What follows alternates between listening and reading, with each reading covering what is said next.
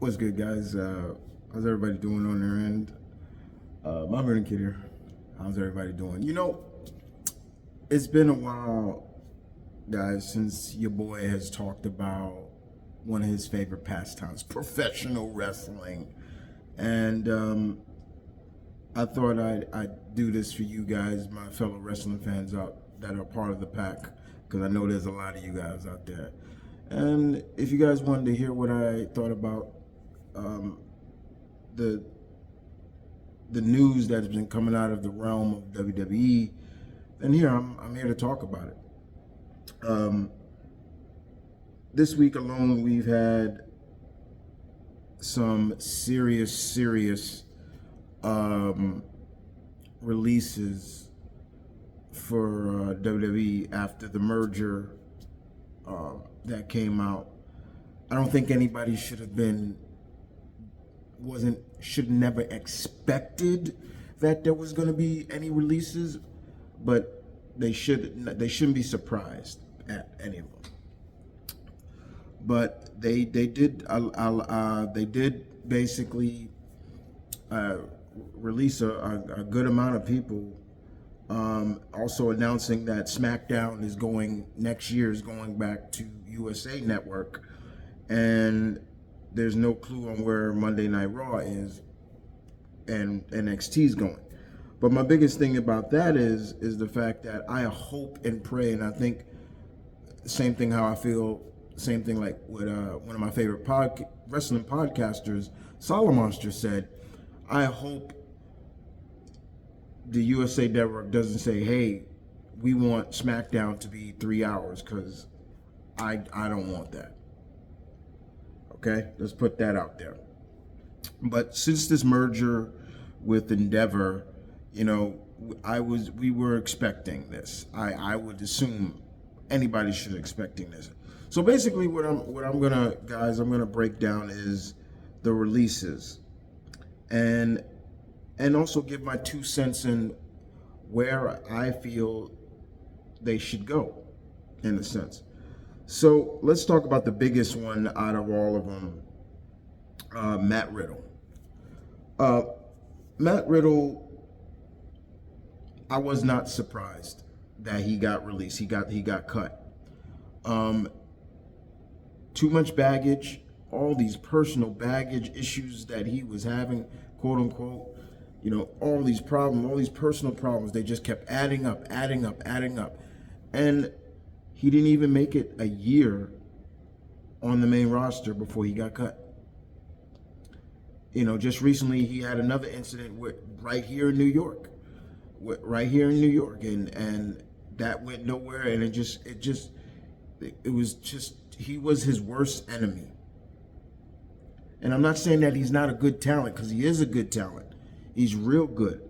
He's had some killer matches with WWE, some great chemistry with guys like Randy Orton. Randy Orton himself even said that working with Matt Riddle was probably the best time he had in a long time. That's saying a lot, until Randy Orton got hurt. But for Matt Riddle, he needs to get his mind right.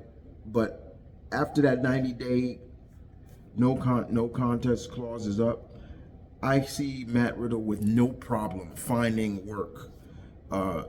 He could probably go back to the indie circuit, kill it there. He says he's always want to go to Japan, so he probably can do Japan. I don't know how his whole weed situation goes, because I know, if I'm not mistaken, in Japan they don't play that marijuana. They don't play that. They'll put you in jail real quick. Could I see Tony Khan picking him up? Yes. But Tony Khan, somebody needs a real Tony Khan in too, with all the major signings he's done, because at the end of the day, he's just going to get lost in the shuffle, like a lot of guys under TK is now. Tony Khan does not release people unless it's really a bad circumstance. He'll just let your contract run out. He don't like firing people. I get it, but still. So I don't really see Matt Riddle. I can see Matt Riddle working back on the indie circuit. I can see him going to Japan because he always says he wanted to work for New Japan. But he needs to get his mind right. He really needs to get his mind right and get his self together in a sense, because he's his own worst enemy. This is not healthy. The next guy on the list of Dolph Ziggler. I thought Dolph was going to be a lifer. He was the ultimate utility wrestler for the company. They asked him to do something, he would do it. And they would put him with wrestlers they're trying to push, and it worked perfectly. Correct? Yes. But at the same time, he was never looked at as that guy. My brother and I used to say he was Mr. Glass Ceiling. He was never going to get past his limit. Yes, sure, he's won IC titles and heavyweight titles, but old Vince never saw him as that guy. But he was a great utility to have and to work. And I got nothing but respect for Ziggler. Out of all the guys that came from the Spirit Squad, Ziggler is the only one that seemed to truly last. And he made it work for himself. But at the end of the day, the old man didn't see him as that top guy, and that's a shame. He's another one that I could see Tony Khan maybe picking up, because I believe his brother still works for AEW. And Tony loves having, veteranship, and I can see him being used in that category. But I also could see him being used maybe something backstage or so. But he's also got his comedy that he does, which I have never watched. But at the same time, Ziggler's he's gonna be all right.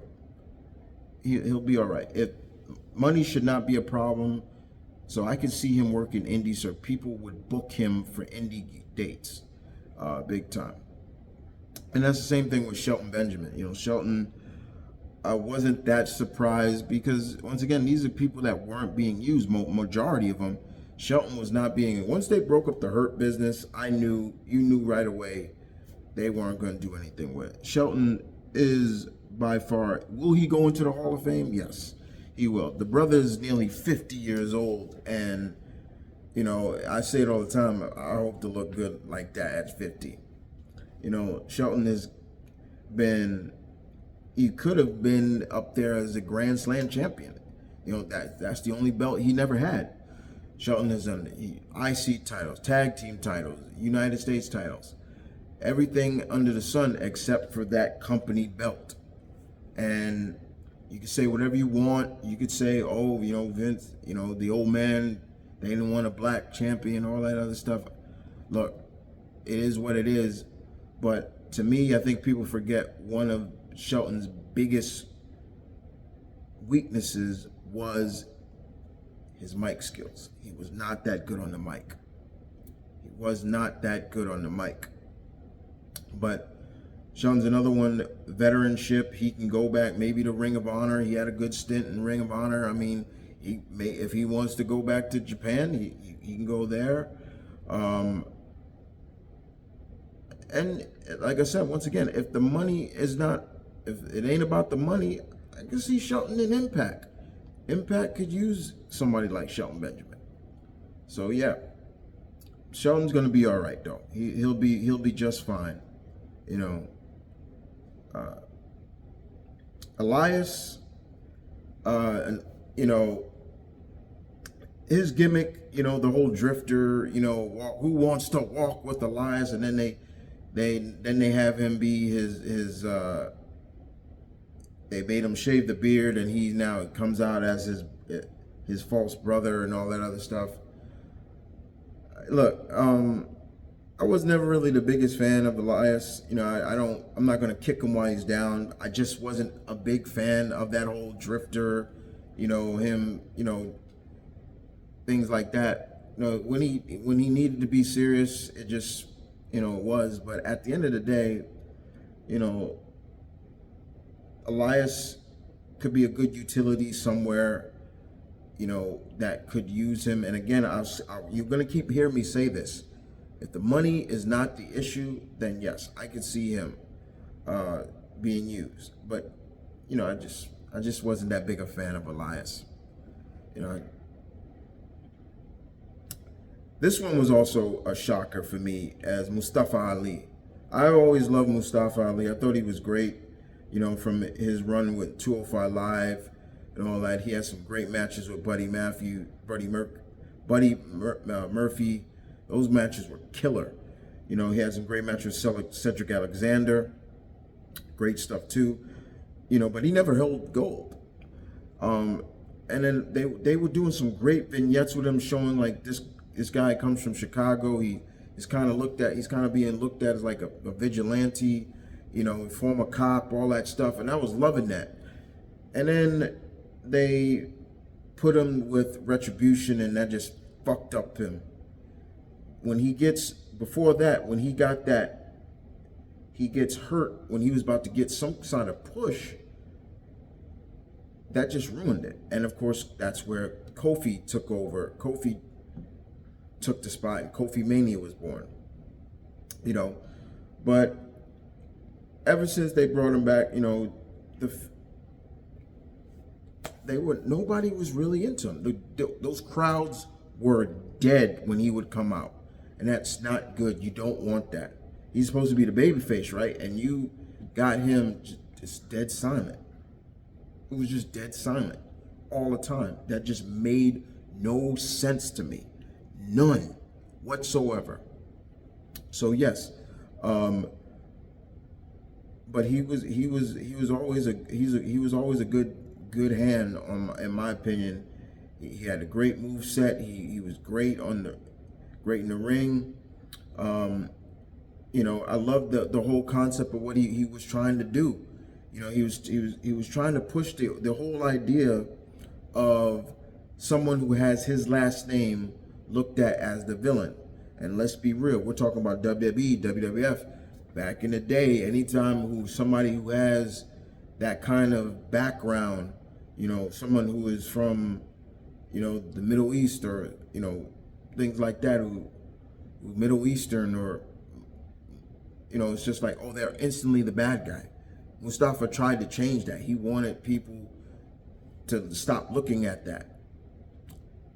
And then they just fucked it up creative-wise. He tried to do something, and then he was going to have a match with Dominic Mysterio for the North American title. And they just, that's it. Which makes me wonder right now, with the North American title being on the line, this Raw coming up, will Dominic drop it to Dragon Lee? But that was probably another big shocker because, he was in a program. And 2 years ago, he wanted to leave. He asked for his release. They never gave it to him. Emma Tennille, she was not being used, her or Riddick Moss. And with Riddick, Riddick Moss was just a guy that he just looked too generic to me. He was, especially when they had him with the suspenders and then, Madcap Moss. I was like, this is so stupid. What the hell? Like, and then when you try to give him an edge, it don't fit. And the same thing with Emma. Like, Emma, I loved her work on the indie circuit. That's when I first was familiar with her. And then she was doing some good stuff in Impact. And right there it is, right there. I am happy for them. They are getting married because they're a couple. But there it is right there. Impact could use Emma again. I don't care what anybody says about Impact. Their women's division is great. And the way they treat their women's division like royalty is great. So yes, Emma and Riddick, they may be okay too, but at the same time, they weren't being used. Same thing with Aaliyah.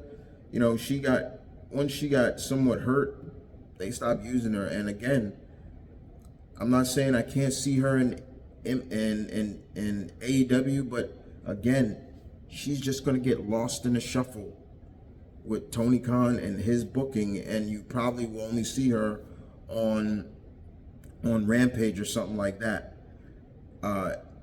Impact is where she should go. Impact is definitely something. Once again, if the money is not the issue, go there. Hit the indie circuits. Get your name out there. Work your craft. Yeah, no doubt. Top Dollar. Look, man, bro, he fucked himself over again. I know he played football and he was, a part of.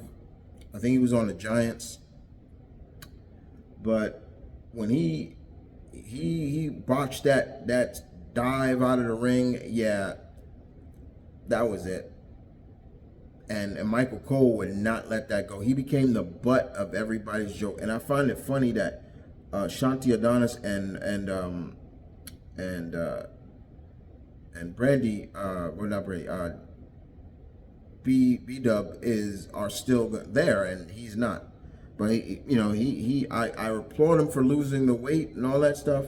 Maybe he can work the indie circuit, work the indie, and I hope if they do, I hope some of these people, and this is something that I don't like, these people who have tapped into the mainstream or the main roster or the big promotions, and they feel like I go to indie, that's a step down. No, it's not a step down, because that's what Drew McIntyre did.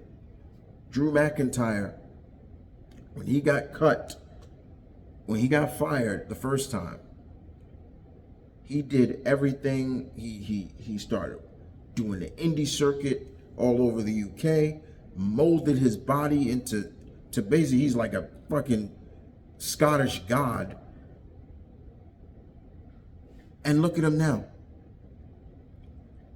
All because because of his work on the indie, WWE picked him back up, and look at what they did with him now. So I hope they don't look at that as that. And the same thing with Rick Boogs, just bad timing. I know he got injured, things like that, but that indie circuit can work. And once again, don't look at not maybe calling Impact and like, yo, I want in. Mace and Mansoor, again, I wasn't a big fan of the male models stuff, like the stupid things. I didn't really like that. Mansoor, he was interesting to me because he was one of the few tryouts that came out of Saudi Arabia and got signed. And I loved his original theme, but WWE would only use him when they would go to Saudi, and that was stupid. And Mace, Mace, they tried so many things with Mace. They tried to get him on commentating, and that didn't work. Then they tried to put him with Retribution, and that shit didn't work either. At the end of the day, they should not be afraid to work the indie, or maybe even get picked up by said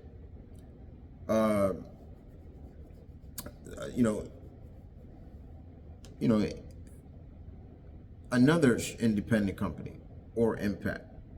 Just saying. Dana Brooke is another one that I think a lot of people, she spent 10 years. And Dana, my issue with Dana has always been, I loved her when she was still like physically cut, like when she was still buff, like she had that perfect perfect physique, in my opinion. You know, when she would come out, she'd do the flip. She had that fitness physique, and I loved it. And I know when she lost her boyfriend, that had a factor in it. But over time, I was noticing. I'm like, is she getting smaller? Where's all her muscle mass? She's losing it. You know, they gave her the 24/7 title, which was whatever. You know, that belt was just stupid to begin with. I know she was hoping WWE would maybe turn into a secondary women's title, and I'm all for a secondary women's title in WWE. You know, whether it's for both companies or not. But yeah, I am. They sent her down to NXT, but the end of the thing is she was still making main roster money, not NXT money. So, but again, someone like Dana Brooke could be used perfectly in that Impact women's division. That women's division is great. If there's one thing that I still keep up on in Impact, it is that women's division. That women's division is just greatly spread with talent and creativity and things like that. But yeah, once again, but you know, you say, oh, but she can make that same amount of money and go to AEW, Chris. And again, I'm gonna say it like this, and I said it before, and I'll say it a goddamn again. Look at all the talent that TK has over in AEW in terms of just a women's division. What women are you seeing on a constant basis on TV, on AEW TV? I'll wait. Moving on. Dabba-Kato, you know, or General Aziz when he was with Apollo Crews, big guy, you know, could make it on the indie circuit or any promotion that would want him, but at the end of the day, he's just a big guy, and you know, that's it. And then you have like all the NXT, you know, NXT releases from Shanky to Ike Manjiro, Yulisa Leon, Quincy Elliott. Quincy Elliott kind of messed himself up again. Bryson Montan, Kevin Venture, Daniel MacArthur, Alexa Gray, Brooklyn Barlow, and Abdi Fergans. All those NXT, you know, again, I say this with all due respect, don't be afraid to hit that indie circuit and work your craft and things like that, because you never know. The door does swing both ways. If you haven't burnt bridges with the promotion that you went, you could see them again. But you know, at the end of the day, a lot of these releases are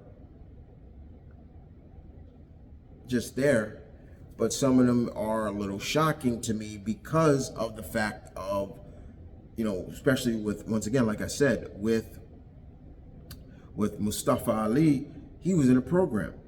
You know, they're gonna do.